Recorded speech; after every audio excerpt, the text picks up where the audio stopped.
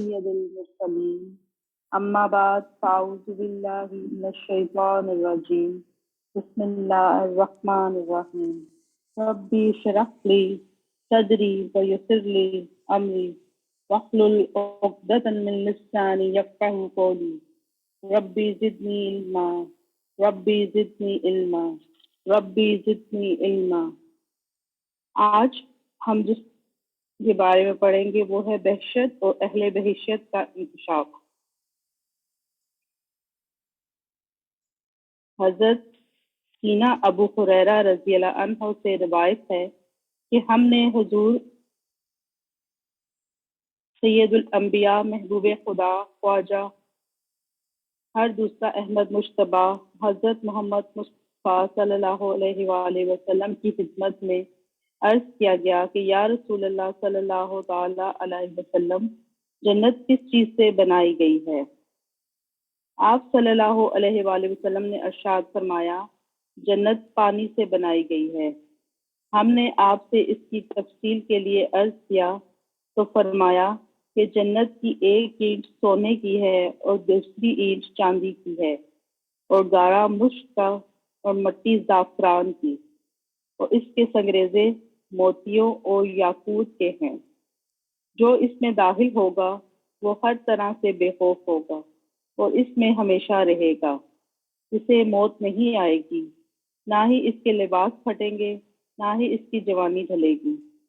پھر حضور صلی اللہ علیہ وآلہ وسلم نے فرمایا، 3 آدمیوں کی دعا کبھی رد نہیں ہوتی۔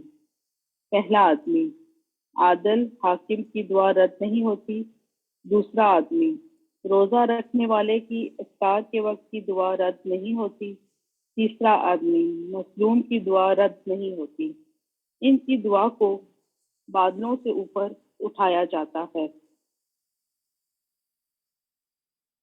اللہ عز و جلال اسے دیکھ کر فرماتا ہے کہ مجھے اپنی عزت و جلال کی قسم، میں تیری مدد ضرور کروں گا، چاہے ذائقہ اس میں دیر ہو جائے۔ نمائے بہشت کا اظہار۔ حضرت سیدنا ابو ہریرہ رضی اللہ عنہ فرماتے ہیں، ہم نے حضور نبی صلی اللہ علیہ وآلہ وسلم سے فرمایا کہ بہشت میں ایک بڑا درخت ہوگا۔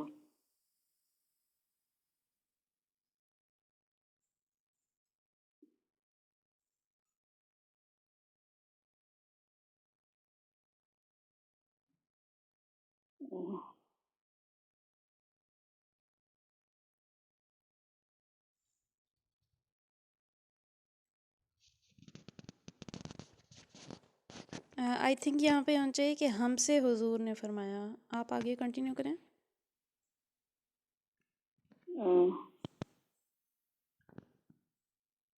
بہشت، حضور صلی اللہ علیہ وسلم نے فرمایا کہ بہشت میں ایک اتنا بڑا درخت ہوگا جس کے سایہ کو 100 برس تک بھی پار نہیں کر سکیں گے۔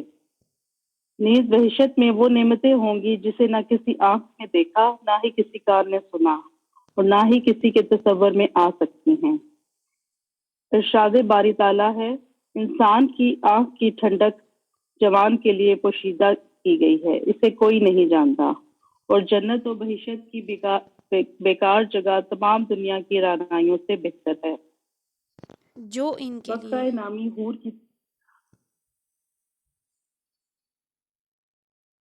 نامی حور کی تخلیق کا عظیم عنصر۔ حضرت سیدنا ابن عباس رضی اللہ تعالیٰ عنہما فرماتے ہیں کہ بہشت میں بقا نام کی ایک حور مشک و عنبر کا پھول اور زعفران کے 4 عناصر سے بنی ہوئی ہے۔ اس کا خمیر نہر حیوان کے پانی سے تیار کیا گیا ہے۔ اللہ عز و جلال کے کن فرمانے سے وہ وجود میں آئی۔ تمام حوریں اس پر فریفتہ ہیں۔ اس کے ایک دفعہ تھوکنے سے سمندر کا کڑوا پانی میٹھا ہو جائے گا۔ اس کے سینے پر مرقوم ہے۔ جو شخص میرے جیسی حور کا متمنی ہے تو اسے چاہیے کہ اپنے پروردگار کی اطاعت بجا لائے۔ بہشت کا حقیقی اظہار۔ حضرت مجاہد فرماتے ہیں کہ بہشت کی زمین چاندی کی ہے اور اس کی مٹی مشق کی ہے۔ وحشتی بیڑوں کے تنے چاندی کے ہیں، شاخیں موتی اور زمرد کی ہیں، پتے اور پھل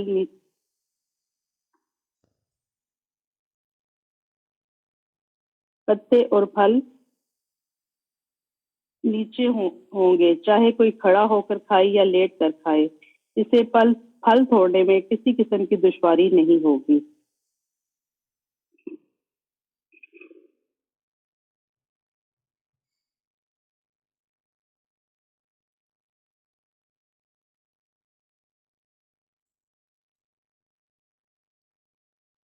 اور اس کے پھل میٹھے ہوں گے۔ ارشاد باری تعالیٰ عز و جلال ہے، اور اس کے پھل میٹھے ہوں گے، کھڑا اور بیٹھا ہوا ہوگا، سہولت کے ساتھ توڑے گا۔ حضرت سیدنا ابن عباس رضی اللہ تعالیٰ عنہما فرماتے ہیں، اس ذات کی قسم جس نے حضرت محمد مصطفیٰ صلی اللہ علیہ وآلہ وسلم پر کتاب اتاری، بے شک بہشتوں کا حسن و جمال اس طرح روز افزوں رہے گا جیسے وہ دنیا میں بڑھاپے کی طرف رواں دواں تھے۔ حضرت صہیب رضی اللہ تعالیٰ عنہ سے مروی ہے کہ حضور سید الانبیاء محبوب خدا صلی اللہ علیہ وآلہ وسلم نے فرمایا کہ جب بہشتی بہشت میں اور دوزخی دوزخ میں داخل ہوں گے تو ایک منادی ندا کرے گا، اے بہشتو، اللہ عز و جلال آج تمہارے ساتھ کیا ہوا عہد پورا کرنا چاہتے ہیں۔ وہ کہیں گے، کون سا عہد؟ کیا اس نے ہمارے میزان کو ثقیل نہیں فرمایا، ہمارے چہروں کو روشن نہیں بنایا اور دوزخ سے خلاصی دے کر بہشت میں داخل نہیں فرمایا؟ پھر حجابات اٹھا دیے جائیں گے اور اپنے پروردگار کا دیدار کریں گے۔ واللہ بہشتیوں کو دی جانے والی نما میں سے کوئی نعمت بھی دیدار خداوندی سے زیادہ ان کو مرغوب نہ ہوگی۔ یوم المزید کیا ہے؟ حضرت انس بن مالک سے روایت ہے کہ ایک دفعہ حضرت جبرائیل علیہ السلام ایک روشن سفید آئینہ لے کر حضور صلی اللہ علیہ وآلہ وسلم کی خدمت میں حاضر ہوئے، جس میں ایک سیاہ نقطہ تھا۔ حضور صلی اللہ علیہ وآلہ وسلم نے فرمایا، جبرائیل، یہ روشن آئینہ کیسا ہے؟ عرض کیا، یا رسول اللہ صلی اللہ تعالی علیہ وسلم، یہ روشن آئینہ جمعہ کا روز ہے اور یہ سیاہ نقطہ جمعہ کے لیے کھڑے ہونے کی گھڑی ہے۔ فضیلت آپ کو اور آپ کی امت کو عطا کی گئی ہے، اور آپ سے پہلے والے یہود و نصارہ اس فضیلت میں آپ کے مساوی نہیں ہیں۔ جمعہ کے روز ایک گھڑی ایسی ہے جس میں مومن کے ہر سوال کو پورا کیا جاتا ہے اور برائی سے پناہ طلب کی جاتی ہے۔ ہمارے ہاں اس یوم کو یوم المزید کا نام دیا گیا ہے۔ آپ نے فرمایا، یہ یوم المزید کیا ہے؟ عرض کیا کہ اللہ نے بہشت میں ایک وادی بنائی ہے جس میں مشک کا ایک چبوترا ہے۔ جمعہ کے روز اس پر نورانی منبر رکھے جاتے ہیں جس پر انبیاء کرام علیہ السلام جلوہ افروز ہوتے ہیں۔ کچھ میزیں سونے کی ہیں جن پر زمرد یاقوت جڑے ہوئے ہیں، ان پر صدیقین، شہداء اور صالحین فروش ہوتے ہیں، اور آسمان کے مقیم بھی اتر کر ان کے پیچھے انہی منبروں پر بیٹھ جاتے ہیں۔ پھر تمام مل جل کر اللہ عز و جلال کی حمد و ثنا کرتے ہیں۔ تو اللہ تعالیٰ فرماتا ہے، مجھ سے سوال کیجئے۔ وہ عرض کرتے ہیں، ہم صرف تیری رضا کے طالب ہیں۔ اللہ فرماتا ہے، میں تم سے راضی ہوں، اسی لیے تم میری بہشت میں ہو اور تمہیں تکریم عنایت فرمائی گئی ہے۔ پھر انہیں دیدار خداوندی کی جھلک نصیب ہوتی ہے، اس لیے بہشتوں کو جمعہ کا روز سب سے زیادہ عزیز ہے، جس میں ان کو زیادہ سے زیادہ بزرگی عطا کی جاتی ہے۔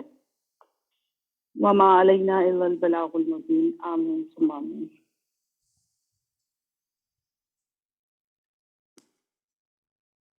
آمین۔ اللہ تبارک و تعالیٰ ہم سب کو اس نعمتوں بڑی بہشت میں جگہ عطا فرمائے، اور جن جن نعمتوں کا یہاں تذکرہ ہوا ہے اللہ تبارک و تعالیٰ ہمیں بھی ان سے سرفراز فرمائے۔ اللہ تبارک و تعالیٰ ہمیں جہنم کے عذاب سے نجات دے کر جنت الفردوس میں اپنے پیارے حبیب کا پڑوس عطا فرمائے۔ آمین۔ تو دیکھیے کہ کتنی خوبصورتی ہے اس جنت کی، کہ دیکھیے کہ نہ کبھی کسی دل میں اس کا خیال گزرا ہے، نہ کہ ہم کبھی سوچ بھی نہیں سکتے، یعنی ایسی ایسی نعمتیں ہیں۔ اور پھر جو ہے جو جنت میں تنکا بھر جگہ، اس کے بارے میں حضور نے فرمایا، جس کا فرمان کچھ یوں ہے کہ وہ تنکا بھر جگہ بھی تمام زمین و آسمان اور اس میں جو کچھ ہے اس سے بہتر ہے۔ تو دیکھیے کہ کیوں نہ اس جنت کے لیے کوشش کریں۔ ہم تو انسان کو تو بنایا ہی جنت کے لیے کیا ہے، آدم کی تو تخلیق ہی جب کی گئی تھی تو سب سے پہلا گھر ہی جنت کا تھا۔ تو یہ تو ہم امتحان کے لیے اس دنیا میں آئے ہیں۔ اللہ تبارک و تعالی ہمیں کوشش کرنے کی توفیق دے کہ ہم اپنے اصل گھر اس جنت تک پہنچ جائیں، جہاں پہ صرف نعمتیں ہیں، صرف سکون ہے اور ہمیشہ کی سلامتی ہے۔ اور اللہ تعالی ہمیں اس کا ذوق و شوق اور اس کے لیے کوشش عطا فرمائے۔ آئے ہم اپنی تفسیر کو پڑھتے ہیں۔ آل عمران کی ہم تفسیر پڑھ رہے تھے، آج ہم نے آیت نمبر 4 پڑھنی ہے۔ آیت نمبر 4 جو ہے پچھلی آیت سے لنک ہے۔ پچھلی آیت میں تذکرہ ہو رہا تھا اللہ تبارک و تعالیٰ کی کتابوں کا، کہ اس نے فرمایا کہ اسی نے اتاری ہے آپ پر کتاب حق کے ساتھ، یعنی قرآن کریم کا ذکر تھا، اور فرمایا گیا تھا کہ اور یہ بھی اتاری ہیں اس سے پچھلی، یہ کتاب وہ ہے جو تصدیق کرتی ہے اس سے پچھلی آنے والی کتابوں کی، یعنی کہ تورات اور انجیل کی۔ اب آیت نمبر 4 پڑھتے ہیں۔ اعوذ باللہ من الشیطان الرجیم، بسم اللہ الرحمن الرحیم۔ من قبل هدى للناس وأنزل الفرقان إن الذين كفروا بآيات الله لهم عذاب شديد والله عزيز ذو انتقام۔ من قبل هدى للناس، اس سے پہلے ہدایت لوگوں کے لیے، وانزل الفرقان، اور اتارا فرقان، ان الذین کفروا، بے شک جن لوگوں نے انکار کیا، بآیات اللہ، اللہ کی آیتوں کا، لہم عذاب شدید، ان کے لیے عذاب ہے سخت، واللہ عزیز ذو انتقام، اور اللہ زبردست بدلہ لینے والا ہے۔ اور اس کی وہ کسوٹی اتاری، اس نے وہ کسوٹی اتاری جو حق اور باطل کا فرق دکھانے والی ہے۔ اب جو لوگ اللہ کے فرامین کو قبول کرنے سے انکار کریں ان کو یقیناً سخت سزا ملے گی۔ اللہ بے پناہ طاقت کا مالک ہے۔ تو اب جو ہے جب کلیئر ہو گیا ہمیں کہ یہ کتاب اللہ کی طرف سے ہے، یہ کتاب اسی سورس سے آئی ہے جہاں سے پچھلی کتابیں آئی تھیں، اور یہ کتاب جو ہے ان کی بھی تصدیق کرتی ہے۔ پھر فرمایا اللہ تعالیٰ نے یہ جو کتاب اتاری ہے یہ جو ہے فرق کرتی ہے، کس کے درمیان؟ یہ فرقان ہے، فرقان کہتے ہیں فرق کرنے والی کو، فرق کرتی ہے یہ حق اور باطل میں، کافر و مومن میں، زندہ و مردہ میں، یعنی کہ اس کتاب کے ذریعے سے کلیئر ہو جائے گا کہ حق کون سا رستہ ہے، باطل کون سا رستہ ہے۔ جو اس کتاب کی پیروی کرے گا وہ حق پہ ہے، جو اس کی مخالفت کرے گا وہ باطل پہ ہے۔ اور اب کلیئر وارننگ اللہ تعالیٰ کی طرف سے کہ تم اگر اس کے فرمان کو قبول کرو گے تو پھر جو ہے تمہیں کوئی جو ہے اللہ تعالیٰ کی بخشش اور رحمت ملے گی، اور جو قبول کرنے سے انکار کریں گے تو کلیئر وارننگ ہے کہ ان کو سخت سزا ملے گی، اور اللہ طاقت کا مالک ہے، وہ بدلہ لینے کی قوت رکھتا ہے۔ آیت نمبر 5، ان اللہ لا يخفى علیہ شیء فی الارض ولا فی السماء، ان اللہ، بے شک اللہ، لا یخفی، نہیں چھپی ہوئی، علیہ شیء، اس پر کوئی چیز، فی الارض، زمین میں، ولا فی السماء، اور نہ ہی آسمان میں، آسمان اور زمین کی کوئی چیز اس سے پوشیدہ نہیں ہے۔ تو اب جیسے پچھلے آیت میں کلیئر کیا گیا تھا کہ تم کوئی بھی عمل کرو، اگر تم اس کتاب کا انکار کرو تو اللہ سے جو ہے کچھ بھی چھپا ہوا نہیں ہے، وہ تم سے سخت بدلہ لے گا۔ جب اس میں کلیئر کیا گیا بھلے کوئی برائی کسی نے چھپ کے کی ہے، پردوں میں کی ہے، لوگوں سے چھپ کے کی ہے، لیکن اللہ تو دلوں کے حال جانتا ہے، اس سے کچھ بھی ڈھکا چھپا نہیں ہے۔ وہ تو دیکھیے کہ ایک اندھیری رات میں، کالے بادلوں میں، ایک کالے پتھر پہ ایک کالی چونٹی ہو تو وہ تو اس کو بھی دیکھ لیتا ہے، اور زمین میں جو ہے کہ زمین کی گہرائیوں میں کئی دانہ جو ہے کوئی پھوٹتا ہے، اس سے کوئی درخت جو ہے اگنے لگتا ہے تو وہ اس کو بھی دیکھتے ہیں، نہیں اس سے کچھ بھی چھپا ہوا نہیں ہے۔ تو اس میں کلیئر کیا گیا ہے کہ اللہ سے تو کوئی چیز بھی چھپی ہوئی نہیں ہے۔ تو یہ تم کیسے سوچ سکتے ہو کہ تم لوگوں سے چھپ کے تو گناہ کر لیتے ہو لیکن اللہ سے بھی تم چھپا لو گے؟ تو اس کی تفسیر میں لکھا ہے یعنی کائنات کی تمام حقیقتوں کا جاننے والا، لہٰذا جو کتاب اسے نازل کی ہے وہ سراسر حق ہی ہونی چاہیے، بلکہ خالص حق صرف اس کتاب میں انسان کو میسر آ سکتا ہے جو اس علیم و دانا کی طرف سے نازل ہو۔ تو جو بھی اس کتاب میں ہے وہ حق ہے، اس سے کچھ بھی چھپا ہوا نہیں ہے. اس نے جو احکام نازل فرمائے ہیں وہ ہر چیز جو ہے وہ انسانوں کی بہتری کے لیے تھی. وہ یعنی اچھی طرح سے جانتا ہے، ہر غیب کا حاضر کا جاننے والا ہے. جو حکم ہے ہر حکم میں اس کی حکمت پوشیدہ ہے. آیت نمبر 6. هو الذي يصوركم في الأرحام كيف يشاء لا إله إلا هو العزيز الحكيم. هو الذي وہی ہے جس نے یصورکم صورت بنائی تمہاری فی الارحام رحم میں کیف یشاء جیسے وہ چاہے لا الہ الا ہو نہیں معبود اس کے سوا العزیز الحکیم وہ زبردست اور حکمت والا ہے. وہی تو ہے جس نے تمہاری ماؤں کے پیٹ میں تمہاری صورتیں جیسی چاہتا ہے بناتا ہے. اس زبردست حکمت والے کے سوا کوئی اور خدا نہیں ہے. اس میں خدا کی وحدانیت کا تذکرہ ہے، اور اس کے لیے اللہ تعالیٰ نے جو مثال دیکھیے بیان فرمائی ہے وہ ہے کہ تمہارے ماؤں کے رحم میں یعنی تمہاری ماؤں کے پیٹ میں جو ہے تمہاری صورتیں اب اللہ تعالیٰ جیسی چاہتا ہے بناتا ہے. اب ہماری شکل و صورت، اس میں ہماری شکل و صورت ہونا، رنگ ہونا، کہاں ہم نے پیدا ہونا ہے، کس کے ہاں ہونا ہے، اس میں ہمارا کوئی اختیار نہیں ہے. کلی اختیار اللہ تعالیٰ کو حاصل ہے. وہ جیسی چاہتا ہے ہماری صورت بناتا ہے. فرشتوں کو حکم دیتا ہے اور وہ ایسے آ کے انسان کی صورت بنا دیتے ہیں، اس کا رزق لکھ جاتے ہیں، اس کی زندگی اور موت لکھ جاتے ہیں. تو اب دیکھیے یہ سارا اختیار کس کو حاصل ہے؟ اللہ کو حاصل ہے. اس میں دو اہم حقیقتوں کی طرف اشارہ ہے. ایک یہ کہ تمہاری فطرت کو جیسا وہ جانتا ہے نہ کوئی دوسرا جان سکتا ہے، نہ تم خود جان سکتے ہو. یعنی اللہ تبارک و تعالیٰ انسان کو جانتا ہے. اللہ تبارک و تعالیٰ انسان کی فطرت سے واقف ہے. نہ تم یعنی اب یہ کہ تم تو یعنی جب اپنے ہوش میں بھی نہیں تھے، اپنے ماؤں کے رحم میں تھے، تب اس نے تمہاری شکل و صورت بنائی، تو وہ تمہاری فطرت سے واقف ہے. دیکھیے کہ اس نے جو حکم نازل فرمائے ہیں وہ عین انسان کی فطرت کے مطابق ہیں. لہٰذا اس کی رہنمائی پر اعتماد کیے بغیر تمہارے لیے کوئی چارہ نہیں ہے. تو ہمیں چاہیے کہ ہم قبول کر لیں جو بھی حکم نازل ہوئے ہیں قرآن میں، شریعت کے احکام، سزاؤں کے، حلال و حرام کے جو بیان ہوئے ہیں، جو سود کے مخالفت اور جس چیز کے بھی احکام بیان ہوئے ہیں وہ انسان کی بہتری کے ہیں. دوسرا یہ کہ جس نے تمہارے استقرار حمل سے لے کر بعد کے مراحل تک ہر موقع پر تمہاری چھوٹی سے چھوٹی ضرورتوں تک کو پورا کرنے کا اہتمام کیا. کس طرح ممکن تھا کہ وہ دنیا میں تمہاری ہدایت اور رہنمائی کا انتظام نہ کرتا، حالانکہ تم سب سے بڑھ کر اگر کسی چیز کے محتاج ہو تو وہ یہ ہے. تو سب سے زیادہ انسان کو جس چیز کی ضرورت ہے وہ ہے ہدایت، رہنمائی، اللہ تعالیٰ سے سیدھا رستہ مانگنا. تو وہ سیدھا رستہ اس نے عطا فرما دیا اس کتاب کی صورت میں.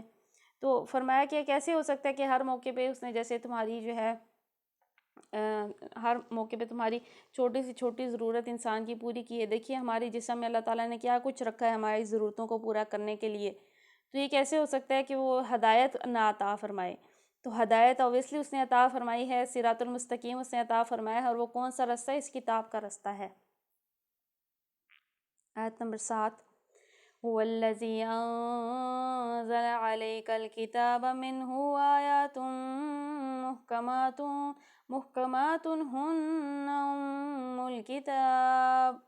هن أم الكتاب وأخر متشابهات فأما الذين في قلوبهم زيغ فيتبعون ما تشابه منه ابتغاء الفتنة وابتغاء تأويله وما يعلم تأويله إلا الله والراسخون في العلم يقولون آمنا به كل من عند ربنا وما يذكر إلا أولو الألباب. هو الذي أنزل وہی ہے جس نے نازل کی، علیک الکتاب آپ پر کتاب، منہ آیات محکمات اس میں آیتیں ہیں محکم پختہ، ہن ام الکتاب وہ کتاب کی اصل ہے، وأخر متشابہات اور دوسری اس کی متشابہ ہیں، فأما الذین فی قلوبہم پس وہ لوگ جن کے دلوں میں ہے زیغ کجی، فیتبعون متشابہ تو وہ پیروی کرتے ہیں متشابہات کی، मिन्हु इब्तिगाअ अलफितना, ताकि उससे वो चाहते हैं फितना, वब्तिगाअ तावीली, ढूंढते हैं इसका मतलब, वमा यअलमु तावीलहु, और नहीं जानता इसका मतलब, इल्लल्लाह, सवाए अल्लाह के, वर्रासिखूना, और मजबूत, फिल इल्मी, इल्म में, यकूलूना, वो कहते हैं, आमन्ना बिही, हम ईमान लाए इस पर, कुल्लुन, सब के सब पर, मिन इंदी रब्बिना, जो भी जो है उतरा हम पर अपने रब की तरफ से, वमा यज़क्करू, और नहीं समझते, इल्ला उलुल अलबाब, इसको मगर अक्ल वाले। वही खुदा है जिसने तुम पर किताब नाजिल की है। इस किताब में दो तरह की आयात हैं, एक मुहकमात जो किताब की असल बुनियाद हैं, दूसरी मुतशाबिहात। जिन लोगों के दिलों में टेढ़ है वो फितने की तलाश में हमेशा मुतशाबिहात ही के पीछे पड़े रहते हैं और उसको मानी पहनाने की कोशिश किया करते हैं, हालांकि उसका हकीकी मफ़हूम अल्लाह के सिवा कोई नहीं जानता। बखलाफ इसके जो लोग इल्म में पुख्ता कार हैं वो कहते हैं कि हमारा उन पर ईमान है, ये सब हमारे रब ही की तरफ से है, और सच ये है कि किसी चीज़ से सही सबक सिर्फ़ दानिशमंद लोग ही हासिल करते हैं। अब देखिए, ये तो हमें क्लियर हो गया कि हक़ का, हदायत का रास्ता ये किताब है, लेकिन इस किताब में अल्लाह ताला ने ख़ुद बयान फरमा दिया कि दो तरह की आयत हैं। एक है मुहकमात, वो हम पढ़ते हैं कि मुहकमात से मुराद होती हैं बिल्कुल वाज़े, क्लियर होना, जो बिल्कुल पुख्ता है, जिसमें कोई शक की गुंजाइश नहीं है। फॉर एग्ज़ाम्पल, नमाज का फ़र्ज़ होना, ज़कात का फ़र्ज़ होना, और जो जो चीज़ें हराम उसने की हैं उनका बयान, जो चीज़ें जायज़ हैं उनका बयान, ये बिल्कुल मुहकमात हैं, क्लियर हैं, इसमें किसी किस्म की किसी को कोई कन्फ्यूजन नहीं है। दूसरी तरह की आयत हैं मुतशाबिहात। मुतशाबिहात वो कहते हैं कि जिसके हुक्म में शक होता है, सही माना मालूम नहीं होता। तो फरमाया जिनके दिलों में टेढ़ होता है, रोग होता है, जो लोग अंदर से मुनाफिक होते हैं, वो क्या करते हैं कि मुहकमात को छोड़ के मुहकमात पे अमल करने की बजाय, नहीं, जो जो क्लियर वाज़े वाज़े अहकामात थे, आप असल दीन पे तो चले ना, तो वो किसके पीछे पड़े रहते हैं? मुतशाबिहात के पीछे पड़े रहते हैं। यानी वो उसमें फितना ढूंढते हैं, उसको अपनी तरफ से, अपनी जहन, अपनी ख्वाहिश के मुताबिक मानी उसको पहनाते हैं। और यहाँ बता दिया गया है कि असल जो उसका मानी है अल्लाह के सिवा कोई नहीं जानता। लेकिन जो लोग इल्म पे पुख्ता हैं, यानी जिनका कामिल ईमान है, वो लोग क्या कहते हैं कि हम सब पे ईमान लाते हैं, हमें मालूम है सब हमारे अल्लाह की तरफ से है, तो बग़ैर उसकी हिदायत दिए हम जो है इससे सबक नहीं ले सकते।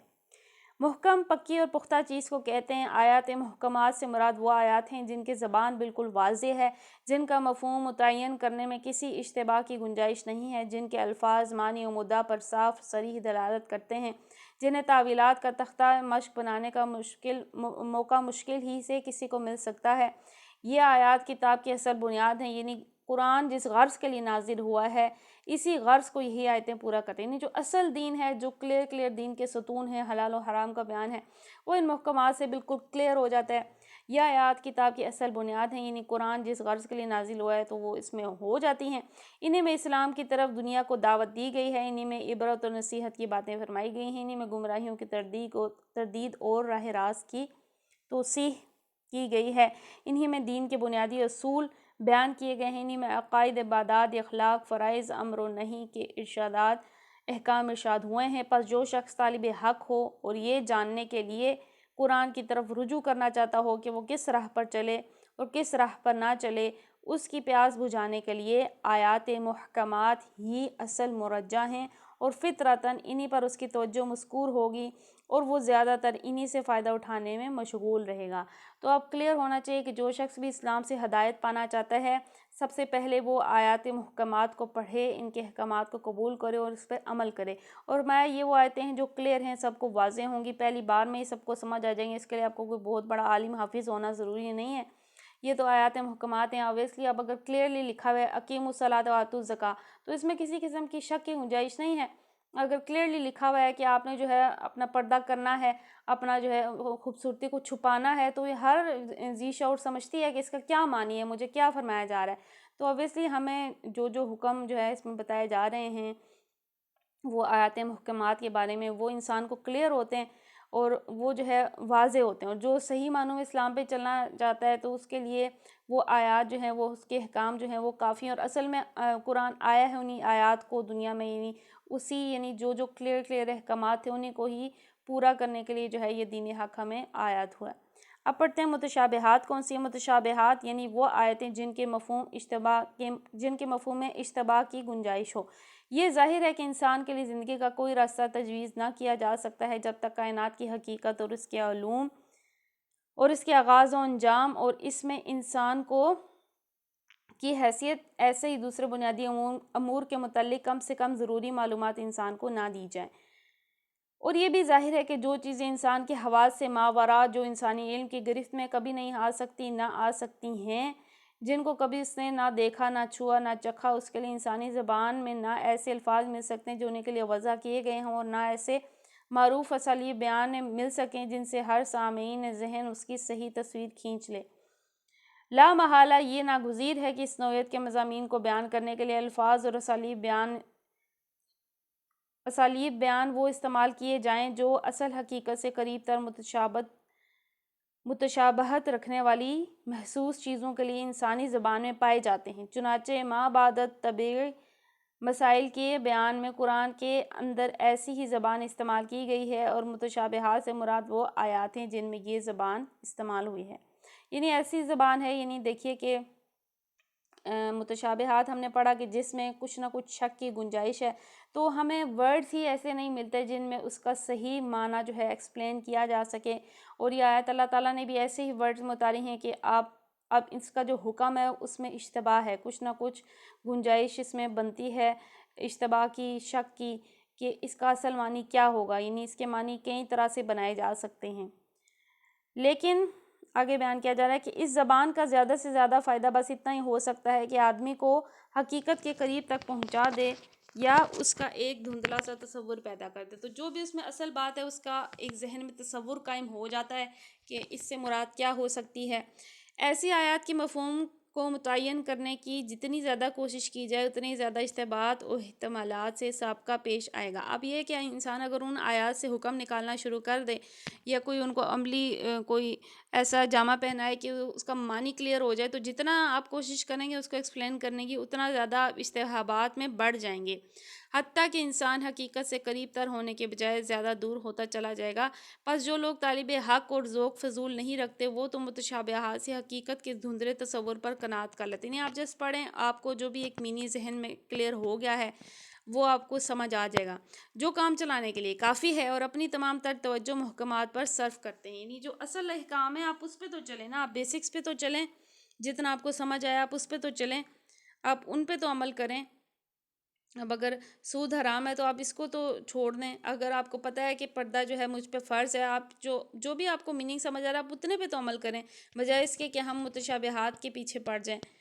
تو اپنی تمام توجہ اس پر رکھیں، مگر جو لوگ ابو الفضول یا فتنہ جو ہوتے ہیں ان کا تمام تر مشغلہ متشابہات ہی کی بحث و تنقیب ہوتا ہے۔ تو اس سے دیکھیے کہ بچنے کا کہا گیا ہے کہ اگر قرآن میں کوئی متشابہ آیتیں ہیں تو ان سے جتنا بھی ایک دھندلا سا ذہن میں تصور آتا ہے جو ان کا میننگ ذہن میں کلیئر ہوتا ہے وہ آپ کے لیے سفیشینٹ ہونا چاہیے۔ اچھا، آگے فرمایا جا رہا تھا کہ اس کا اصل معنی اللہ ہی کو معلوم ہے، یعنی کسی کو یہ شبہ نہ ہو کہ جب وہ لوگ متشابہات کا صحیح مفہوم جانتے ہی نہیں تو اس پر ایمان کیسے لائیں۔ حقیقت میں ایک معقول بات آدمی کو قرآن کے کلام اللہ ہونے کا یقین محکمات کا مطالعہ سے حاصل ہوتا ہے، نہ کہ متشابہات کی تعویلوں سے۔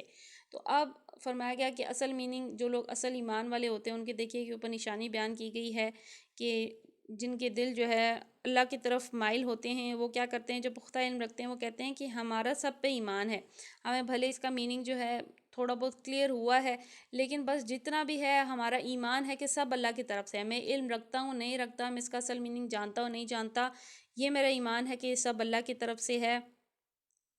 اور جب آیات محکمات میں غور و فکر کرنے سے اس کو یہ اطمینان حاصل ہو جاتا ہے کہ یہ کتاب واقعی اللہ کی کتاب ہے، تو پھر متشابہات اس کے دل میں کوئی خلجان پیدا نہیں کرتے، جہاں تک اس کا سیدھا سادہ مفہوم اس کی سمجھ میں آ جاتا ہے اس کو وہ لے لیتا ہے، جہاں پیچیدگی رونما ہوتی ہے وہاں کھوج لگانے اور موشگافیاں کرنے کی بجائے وہ اللہ کے کلام پر مجمل ایمان لا کر اپنی توجہ کام کی باتوں کی طرف پھیر دیتا ہے۔ تو جو کرنے والے کام ہیں آپ وہ کر لیں، جو کلیئر نہیں ہے میننگ اس میں جتنا آپ کو سمجھ آتا ہے بس ٹھیک ہے وہ کافی ہے، آپ ان کے پیچھے مت پڑ جائیں۔ تو یہ ہمیں کلیئر ہو گیا کہ قرآن میں سے بھی جو محکمات آیتیں ہیں جن میں کلیئر احکام ہیں اس پہ اللہ نے چلنے کا کہا ہے. جن میں شک کی گنجائش ہے ان کے پیچھے نہیں پڑ جانا چاہیے، کیونکہ ان کے پیچھے پڑ جانا کس کی نشانی ہے؟ وہ جن کے دلوں میں روگ ہے، ٹیڑھ پن ہے، جن کے دلوں میں کوئی منافقت ہے، تو وہ ان آیات کے پیچھے پڑ جاتے ہیں. تو اللہ سے دعا کرتے ہیں ہمیں جو بھی آیات محکمات ہیں ان کی پہچان عطا فرمائے، اور وہ پہچان ہے بھی کیونکہ اوبیسلی وہ کلیئر اتنی ہوتی ہیں. اللہ تبارک و تعالیٰ ہمیں عمل کی توفیق عطا فرمائے، اور جہاں ہمارا نفس کمزور ہے ہم سے درگزر فرمائے، اور ہم سب سے ہمیشہ ہمیشہ کے لیے راضی ہو جائے. آمین بجاہ النبی الامین صلی اللہ تعالیٰ علیہ وآلہ وسلم. سبحانک اللہم وبحمدک لا الہ الا انت استغفرک واتوب الیک. استغفرک واتوب الیک. استغفرک واتوب الیک. بسم اللہ الرحمن الرحیم. وصلی اللہ علی محمد صلی اللہ تعالیٰ علیہ وآلہ وسلم. السلام علیکم ورحمۃ اللہ وبرکاتہ.